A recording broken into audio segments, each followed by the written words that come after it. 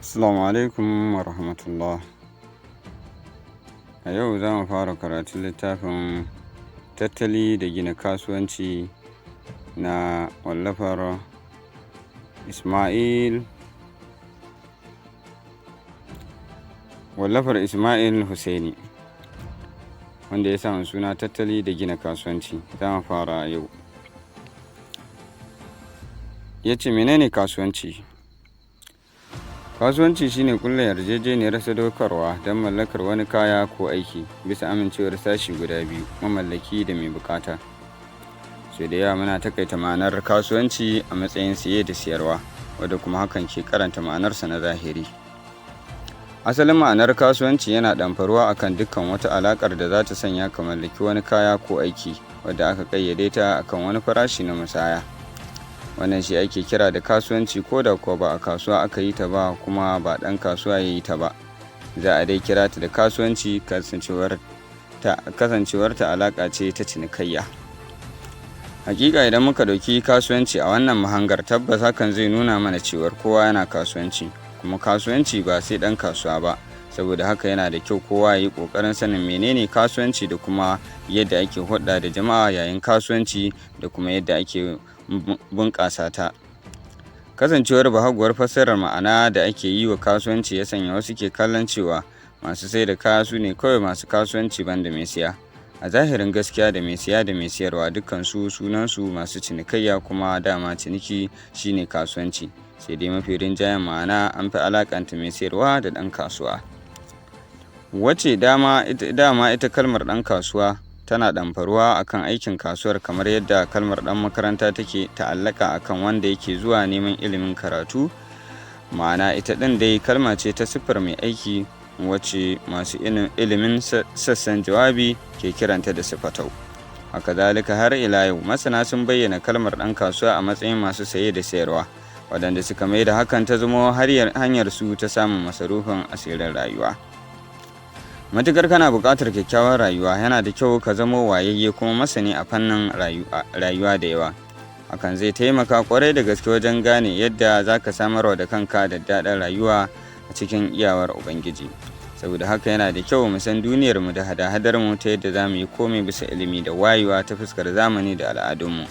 Wannan dalilin ya sanya na ɗauki ragamar wallafa wannan takaitaccen rubutu, domin na ƙara yi mana bayani akan kasuwanci da tattali, domin samun ilimi a fannin rayuwa da ayyukanmu na zamani, har ma da yadda duniya take zuwa a yau da gobe, don samun haske kan yadda za mu tallafi kanmu da iyaye da 'ya'yanmu.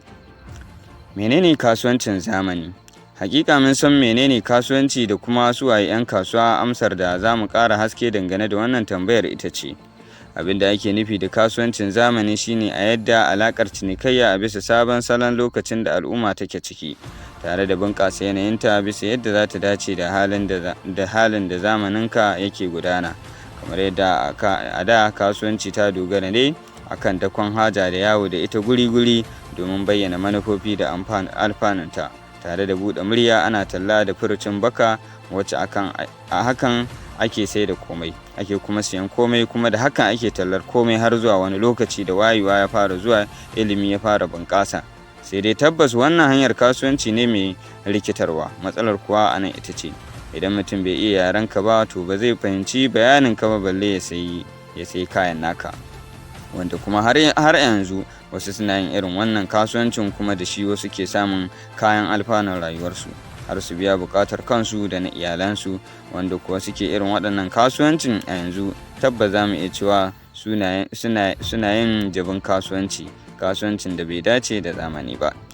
Kasancewar a yanzu zamani ya kawo mana hanyoyin tallata kasuwanci mabambanta kuma sauƙaƙa masu inganci. Idan muka duba baya kaɗan, za mu hango cewar a da baya can, kasuwancin zamani shine neman kwastomomi ta hanyar tallar kayayyaki ko ayyuka da ƙwarewa a takardu da kuma sautukan muryoyi, wato rediyo da mujallan jaridu, wanda su ma har a yanzu ana amfani da su, amma kuma ana kiransu ne su ma a yanzu da tsohon yayin kasuwanci. Sabuwar yayin kasuwanci ko shine tallar haja da kuma cinikayyar ta yanar gizo, wanda fasahar zamani ya kawo. Sannan kusan kaso 70 cikin 100 na mutanen duniya a yau suna aiki da waɗannan hanyoyi domin sadar da bayanai da kuma cinikayyar kayayyaki. Hakika wannan sabon hanyar cinikayya ita ake kira da kasuwancin zamani a yau. To saboda kada a cika tsawaitawa, zan tsaya a nan, sai a karatu na gaba za mu tashi daga ta yaya zan zama ɗan kasuwan zamani. A mai karanta shine Ibrahim Musa Goza. Domin samun ci gaban wannan littafi da ma wasu littattafan daban kamar irin kasuwancin yanar gizo, rayuwar matasan jami'a yau, da dai sauran littattafai da yawa, za ku iya tuntuɓar mu ta lambar mu ta WhatsApp wato 09029097001. Assalamu alaikum.